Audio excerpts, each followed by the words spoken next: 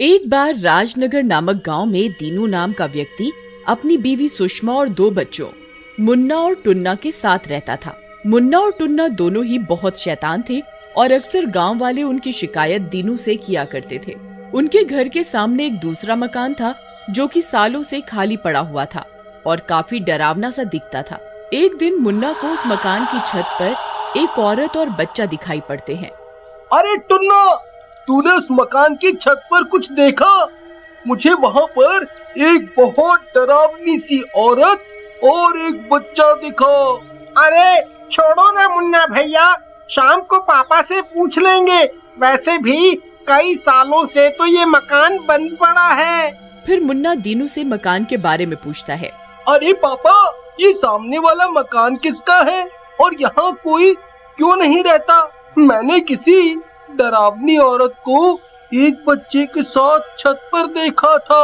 अरे तुम दोनों अपनी पढ़ाई पर ध्यान दो।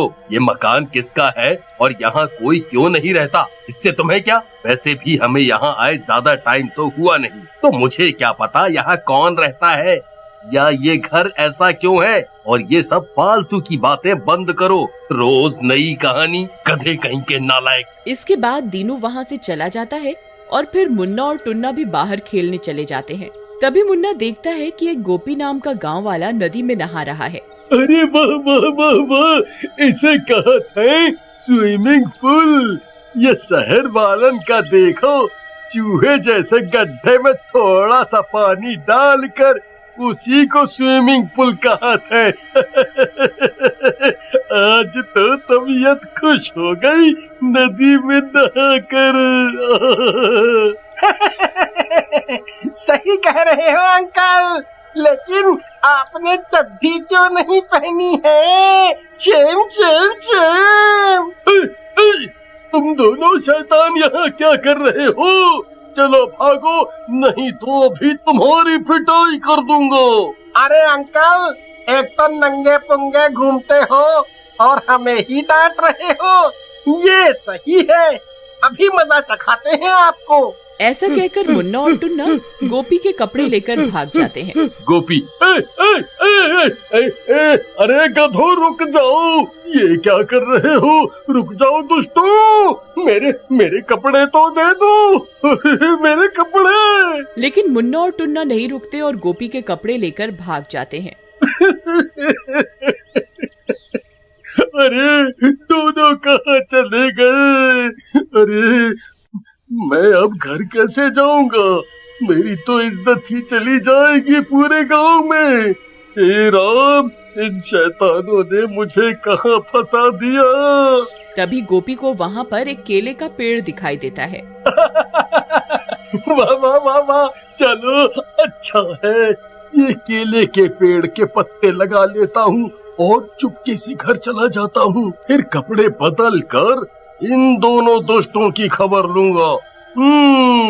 इसके बाद गोपी केले के पत्तों की ड्रेस बना लेता है और पहन लेता है और अपने घर की ओर चल देता है। जैसे ही गोपी अपने घर पहुंचता है, तभी उसका दोस्त कल्लू वहां आ जाता है। अरे गोपी, ये क्या? कहीं फैशन शो से आ रहे हो क्या? और ये क्या? पत्ते क्यों पहन रखे हैं? अरे क्या बताऊं, ये दोनों मुन्ना और टुन्ना की वजह से है। इन दोनों की तो मैं टांगे तोड़ दूंगा। इसके बाद गोपी कल्लू को पूरी बात बताता है। वे दोनों बातें कर ही रहे होते हैं कि तभी पीछे से एक बकरी केले के पत्ते खाने लगती है। अरे गोपी भाई, इन दोनों की टांगे तो बाद में तोड़ना, पहले अपनी इज्जत बचाओ।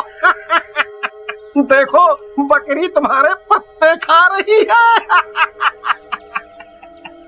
इसके बाद गोपी जल्दी से घर में घुस जाता है। थोड़ी देर बाद गोपी कपड़े पहनकर निकलता है और सीधे मुन्ना और टुन्ना के घर पहुंचता है और दीनू को उनकी सारी बात बताता है। अरे बाप रे, ये दोनों तो सचमुच बहुत शैतान हो गए हैं। गोपी भैया, मैं आपसे माफी मांगता हूँ और इन दोनों नालायकों को घर आने दो। मैं इनकी खबर लूंगा अच्छे से। उस रात दीनू के घर के सामने वाले मकान में अचानक लाइट जलने लगती है और उसकी रोशनी दीनू के कमरे में जाती है।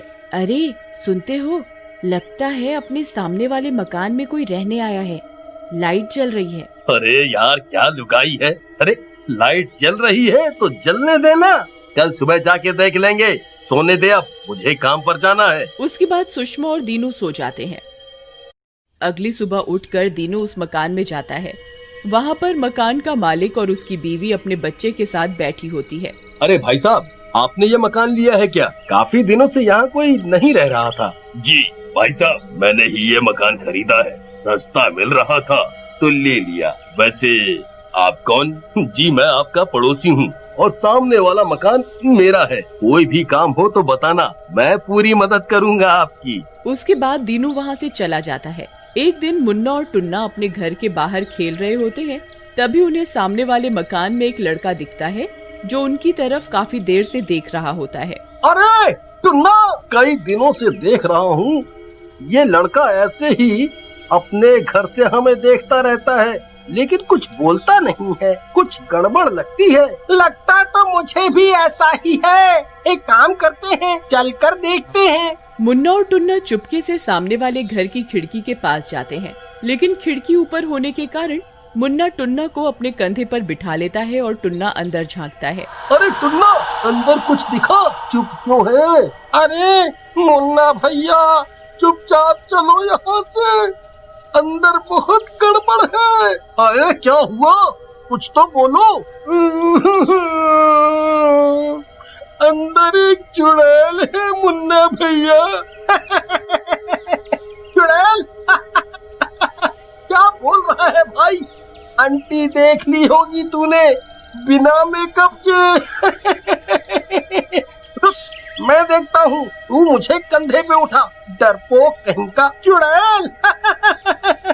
इसके बाद मुन्ना टुन्ना के कंधे पर बैठ जाता है और अंदर झांकता है। अंदर एक चुड़ैल जो कि देखने में बहुत ही डरावनी होती है, एक लड़के को पकड़कर बैठी होती है और लड़के को मांस का टुकड़ा खिला रही होती है। टुन्ना, टुन्ना भाग यहाँ से, ये तू चुड़ैल है, भाग, अपनी जान बचा करके भाग, भाग, भाग टुन्ना भाग। उनका ये शोर सुनकर चुड़ैल बाहर आ जाती है और उन दोनों को भी पकड़ लेती है और घर में बंद कर देती है। क्या सोचा तुम दोनों ने, मुझसे भाग पाओगे? अब तुम दोनों भी इसी के साथ बंद रहोगे। उधर मुन्ना और टुन्ना के काफी देर से घर न आने की वजह से दीनू और सुषमा उन्हें ढूंढने लग जाते हैं। इन दोनों नालायकों ने नाक में दम कर रखा है, जब देखो शरारत। आज मिल जाए तो इनकी टांगे तोड़ दूंगा। अरे क्या नास मिटा आदमी है, इसे बिल्कुल भी दुख नहीं है बच्चों के खोने का, अभी भी मारने की पड़ी है। उसके बाद दीनू सामने वाले पड़ोसी के घर मुन्ना और टुन्ना को पूछने जाता है। अरे भाई, आपने मेरे बच्चों मुन्ना और टुन्ना को देखा है? दोनों नहीं मिल रहे, मुझे लगा शायद आपके यहाँ आए हों। नहीं नहीं भाई, हमारे यहाँ तो कोई भी नहीं आया। अगर मुझे दिखेगा तो मैं बता दूंगा। हाँ, बता दूंगा। मकान मालिक जल्दी से दरवाजा बंद कर देता है, लेकिन मकान मालिक की इस हरकत से दीनू को उस पर शक हो जाता है। उसी रात को उस सामने वाले मकान से काफी अजीब अजीब सी आवाजें आने लगती हैं। अगले दिन दीनू ये सारी बात गोपी को बताता है। दीनू भाई, जो तुम बतावत हो, हमका तो भूत प्रेत का चक्कर लगत है। एक काम करो, रात में चलत हैं और अपनी सुरक्षा के लिए एक ठो तांत्रिक भी ले लेंगे। हाँ। उसके बाद गोपी, सुषमा और दीनू एक तांत्रिक के साथ सामने वाले घर में जाते हैं। उन चारों को देखकर मकान मालिक घबरा जाता है और भागने की कोशिश करता है, लेकिन गोपी और दीनू उसे पकड़ लेते हैं और उसे पीटने लगते हैं। अरे अरे मर गया रे, अरे अरे मुझे मत मारो, मुझे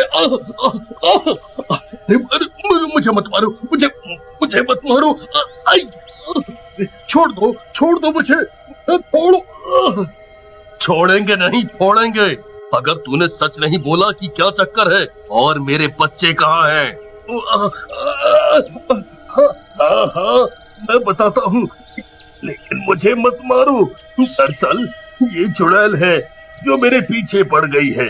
मुझे ये एक रात जंगल से घर आते समय मिल गई थी। अब मैं जहाँ भी जाता हूँ ये मेरे पीछे पीछे आ जाती है और मेरे बेटे को मार डालने की धमकी देती है। मुझे और मेरे बेटे को बचा लो। वो हर अमावस की रात को बच्चों की बलि देती है।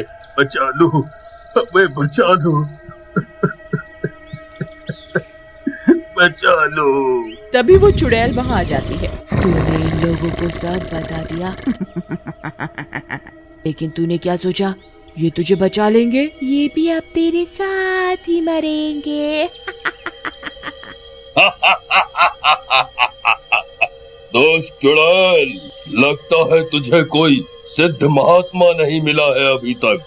आज मैं तुझे बताता हूँ बच्चों की बलि चढ़ाना क्या होता है। इसके बाद तांत्रिक अपने चिमटे से चुड़ैल के सिर पर वार करता है। चुड़ैल के सिर के 2 टुकड़े हो जाते हैं और वो वहीं जलने लगती है और फिर सब कुछ ठीक हो जाता है।